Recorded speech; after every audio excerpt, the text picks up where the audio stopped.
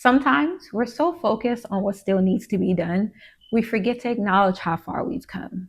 But sis, you're not who you were 5 years ago or even 5 months ago. You've evolved, you've healed, you've shown up for your kids and for yourself. And that's something to be proud of. Let's take a moment to name that growth, celebrate it, and lean into gratitude for the journey.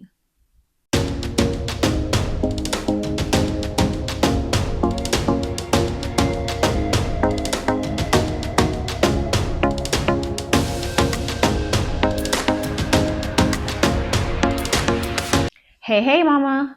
Welcome to the Solo Mama Show, the place where we honor the realness of motherhood, the strength of womanhood, and the softness we're reclaiming day by day.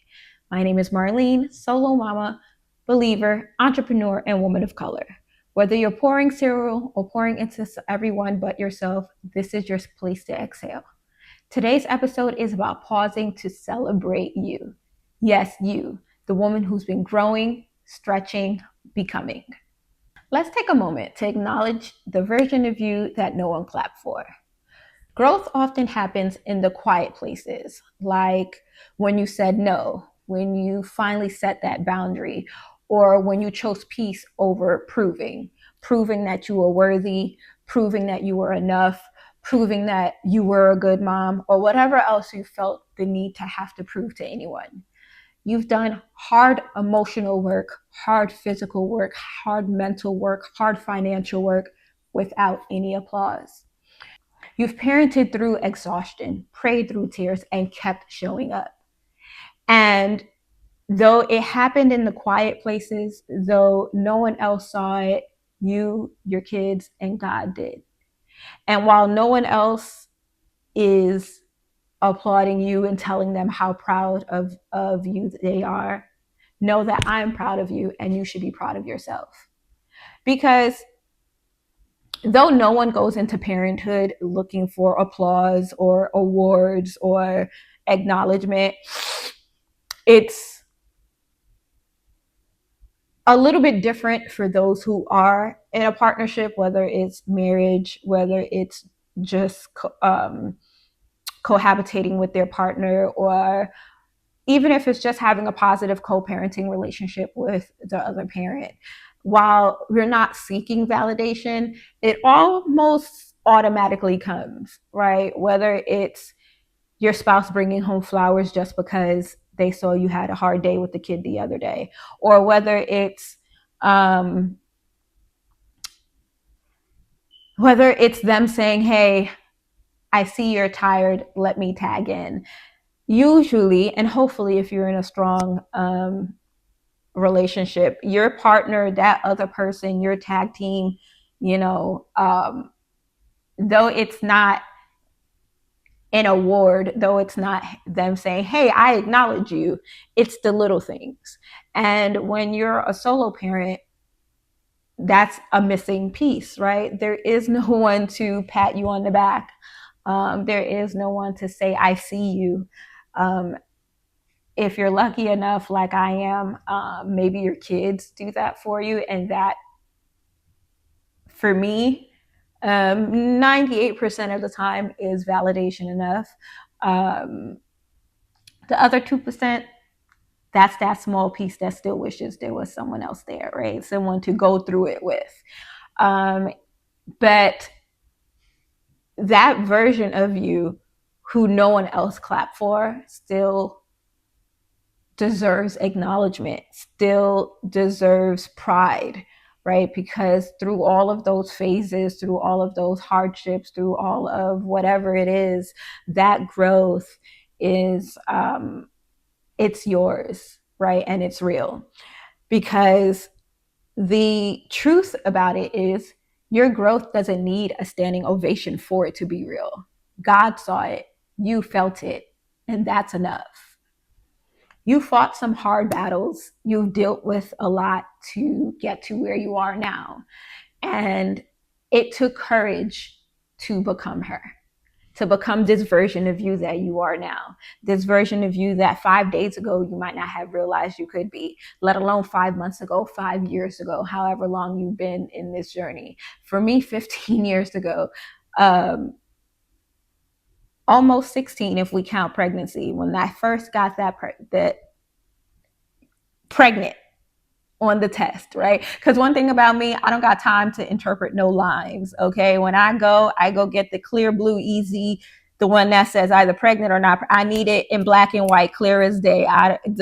Is that a line? Is it? I ain't got the time. I ain't got the time to interpret. So from that moment, right? And moms, I know you guys agree, right? From that moment, you start becoming somebody else. You snap into a different reality that you didn't even know existed, and into a different level of love that you didn't know that you could feel.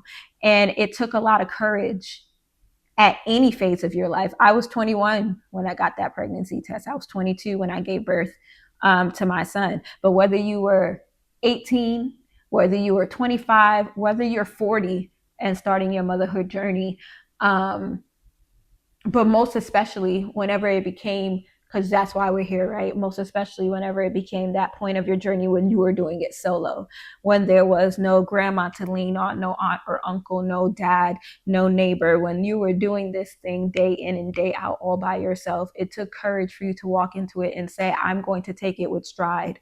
It is not the cards that I wish that was dealt to me, but here they are, right? And with God's help, and leaning on leaning on his understanding, I am going to make it through. And look how far you've come. You've broken generational curses. You've started businesses. You've asked for help when you've known you needed it. And you walked away from what didn't serve you. All of that shows the courage that you might not have had not too long ago. All of that shows growth. All of that shows you developing into her, into you, into the person that you are now. Maybe you forgave someone. Maybe you forgave yourself, whatever it is, right? You learned how to parent differently than you were parented. And that took bravery, right? I love my mother to death, truly do. But one of the things that I said to myself when I first got pregnant is I want to do everything differently. As I got older, really towards my late 20s and early 30s, I started to understand my parents a little bit more. I always had like a certain level of understanding, and I knew why they were doing certain things and, whatever. But when I was younger, I couldn't truly forgive a lot of the things that were happening. And then after I became a mom, I was like, there was no excuse for some of the things that happened and some of the things that, not that we went through, but some of the things that they did, specifically, being a mother and having a mother. And so I made it my mission as a mom to do everything differently, to pour into them in ways that I was never poured into, to support them in ways that I was never supported, to show up for them in ways that no one showed up for me, to give them every opportunity, whether they deserve it or not, whether they work for it or not, whether they appreciate it or not in that moment. Because no matter how hard I worked for a lot of opportunities while I was growing up, they were taken away from me, or I wasn't allowed to pursue them. And that is something that till now, 30, 25, 20 years later, still definitely affects a lot of, like, it changed the trajectory of a lot of things for me. And because of that, I made it my mission to be different, not be better, right? Because again, in my late 20s and early 30s, I realized that they were doing the best that they could. So that resentment kind of changed to, I don't want to say pity, but maybe just understanding. I went from being angry to just chalking it up to, it is what it is, but it's my job to do better. It is my job to be better. And not saying that I am, because there are ways that I could grow as a parent too. There's things that I can do better. And there are some times that I feel like just simply doing it on my own kind of puts them at a disadvantage, because no matter how hard I work, I can't be two people. It's impossible. No matter how much I pour into them, I'm still just mom. But taking everything that I've learned and understanding that I'm never done learning, right? Because yeah, I've been a mom for a while now. My son is real close to being not out the house because I don't believe in kicking them out when they turn 18, but he's close to being an adult, like a legal adult. Never be an adult in my eyes. I don't care what nobody say. He always gonna be my baby. But at 15, um, I've been in this for a minute. But then I started all over again 4 years ago. You parent differently depending on the child, and you parent differently depending on where you are in your life. I had Jagger at 32. I was more equipped maybe to be a mom at that time. I already knew that I could do this because I had already been doing it. I was more mature. um, I was more independent because by the time I had Jagger, me and Ethan, we had our own place. I had my own car. I paid my own bills. We were vacationing every couple of months. We were going to fine dining restaurants just for the heck of it in the middle of the week. Like, I was in a much better place than 21-year-old, 22-year-old Marylyne was. Still trying to figure out who I was back then. And that's all part of the growth. That's learning. That's accepting that we are not perfect and allowing the evolution to happen. And it took a lot of courage from me and from you to get to where we are now. And it's going to continue to take courage to continue to become her, to continue to become this person that you deserve to be.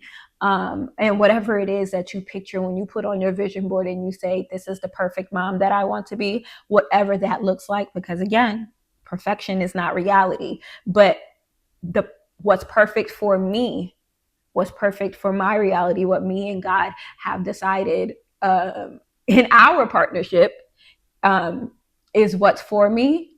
That is the perfection that we strive for. And the courage to continue to strive for that every day is something that you should honor and something that you should applaud, even when no one else is. Sis, you're not just surviving, you're becoming, right? Look at the strength in your faith, the peace in your spirit, the softness in your voice, all of the things that are the positives that you may not always take the moment to acknowledge in yourself. You're leading your family with integrity and with purpose. And you're taking on a role also that wasn't ours to take on, right? If we believe in the scripture, if we believe in his word, we believe that the man is the leader of our home, right? It's supposed to be God, then him, then us, then the children. But we're missing that piece. That doesn't mean that you're missing a piece. That means that you have taken on the role to lead your family, to guide them in purpose, to build their integrity, to show them what integrity means, to continue to foster a relationship with the Most High, and doing that in the best way that you know how, and with whatever you are equipped to do that with.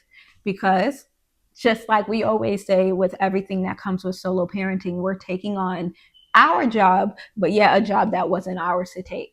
Because you can't just not fill those shoes, right? It's like when you work for a company, they fire somebody, and before they can rehire, if they choose to, somebody still has to do that job, right? Like, we can't just let that department just fall off, because who's going to do X, Y, and Z? I don't know, insert whatever it is that you do. But you guys know what I'm talking about, whether you're in the medical field, whether you're a teacher, whether you work in corporate, whether you're a lawyer. If you lose one of your partners, you can't just say, well, those cases just won't get just won't get tried. No, we somebody takes on the rest. Somebody picks up the slack and gets it done. And that's kind of what we look at solo parenting as, right? Like, we can't just drop the ball. Yeah, we're not men, and we're not meant to be men, and we're not meant to be fathers, but there are still certain parts of that we can do, and that we have no choice but to figure out how to do, even if it's not natural to you. It is not natural to me to have to teach him certain things. And while he might not always receive them from me, it is still my job to try to do my best to fill in those gaps. And you're doing that. And you're still learning, but you're also leading. And all of that deserves recognition from you, from the Most High, from your children. That's all that you really can ask for, because there is no applause coming from anybody else. Probably sound like a broken record at this point, but that's the truth, right? Like, we have to be okay with being proud of ourselves and making that be enough. Don't let anybody tell you any differently. It is okay to be proud of yourself, especially as women of color. We're taught to like downplay our strengths and our struggle. We're taught to just take it on the chin and just be the strong Black woman superhero. But you deserve to say, I'm proud of who I've become. It's okay to say, I'm acknowledging who I'm becoming. I love her. I see her. I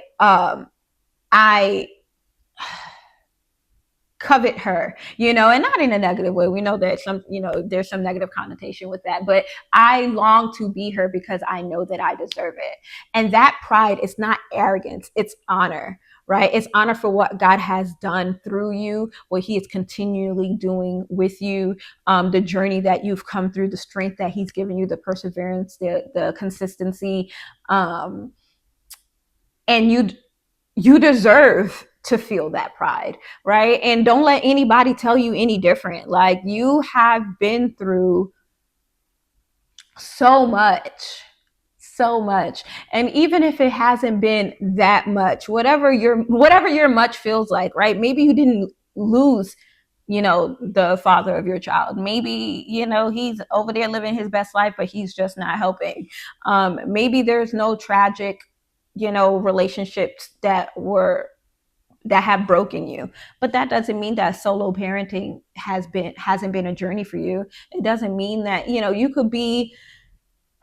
can have a high six-figure income. It doesn't mean that being on your own is still not hard. It doesn't come with its own version of struggles, right? But there is pride in your growth, and the pride in your growth is praise for his grace, praise for his mercy, praise for his covering. And while we can sometimes say that pride is what is it? The 7 deadly sins or whatever. Pride is one of those. I don't believe that in this instance, in this circumstance, that it is. I believe that is a strength. I believe that if you don't find it in yourself to reflect and say, wow, Marylyne, look how far you've come. Look how great your kids are. Look how beautiful your life is. If you can't take a moment to be proud of that, you're always going to continue to feel like you're not enough. You're always going to continue to strive for something else. And that something else might never be there. It might not be for you. It might not be your story. It might not be your journey, your path, what has been aligned and ordained for you. So you want to take a moment, and even if you're not at the finish line, you've finished lap 10, and now we're going to keep on going, right? Like, just acknowledging how far you've come. Even if your baby is brand new, even if you're a first-time mom and your baby is 2 weeks old, 2 weeks ago, you were probably still crying with them while they cried, and you were trying to rock them, right? But now 2 weeks later, you figured out what that cry meant. That's the I'm wet cry. That's not the I'm hungry cry. That's the I just want my mama cry. That's not the I'm tired cry.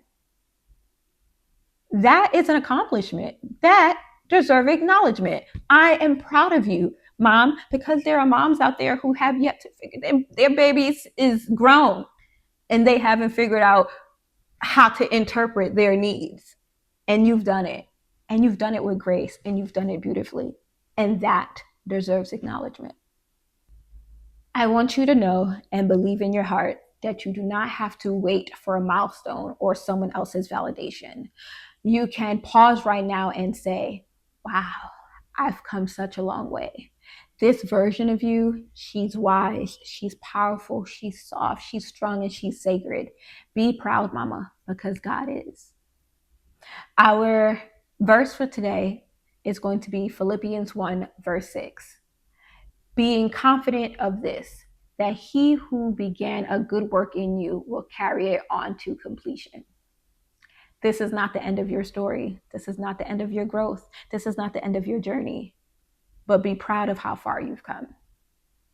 If this episode made you pause and reflect, share it with another woman who's been doing the work, whether anyone notices or not. Thanks for tuning in to the Solo Mama Show. As always, keep your crown high, the snack stocked, and I'll see you next week. Follow, share, and stay lifted, mamas. Love you. Bye.